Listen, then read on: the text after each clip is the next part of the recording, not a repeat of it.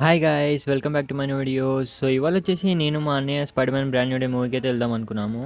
ఇక morning morning లేచి నీట్గా రెడీ అయ్యి అమ్మ చేసిన చపాతీ అయితే తిని బస్ స్టాప్కి వచ్చేసాము. ఇక అక్కడ కొద్దిసేపు అయితే వెయిట్ చేశాక బస్ వచ్చేసింది అండ్ మేమైతే స్టార్ట్ అయిపోయాం థియేటర్కి. థియేటర్ వచ్చేసి ఏఆర్టీ సినిమాస్ అనమాట, అదే మన రవితేజ గారిది.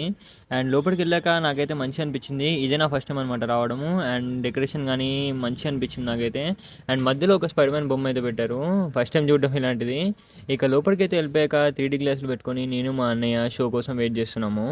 ఇక కొద్దిసేపు వెయిట్ చేశాక ఏఆర్టీ సినిమాస్ అని ఇంట్రో పడింది. అండ్ మళ్ళీ కొద్దిసేపు వెయిట్ చేశాక మార్వెల్ స్టూడియోస్ అని spider man brand new day intro పడింది. ఇక ఈ కొద్దిసేపట్లో మూవీ కూడా స్టార్ట్ అయిపోయింది అనమాట. ఈ మూవీ స్టార్ట్ అయిందో లేదో మా అన్నయ్య అప్పుడే కోకోకోలా ఆర్డర్ చేసేసాడు తాగనీకి. ఒక్కడికే ఆర్డర్ చేసుకున్నాడు, నాకు ఆర్డర్ చేయలేదు. ఇక ఫస్ట్ హాఫ్లో వచ్చేసి spider man neighbourhood things and అతని ఆర్గానిక్ వెబ్ డెవలప్మెంట్, ఇక స్పైడీ సెన్స్ ఇంక్రీస్ అవ్వడం, ఇలాంటి సీన్స్ అయితే ఉన్నాయి.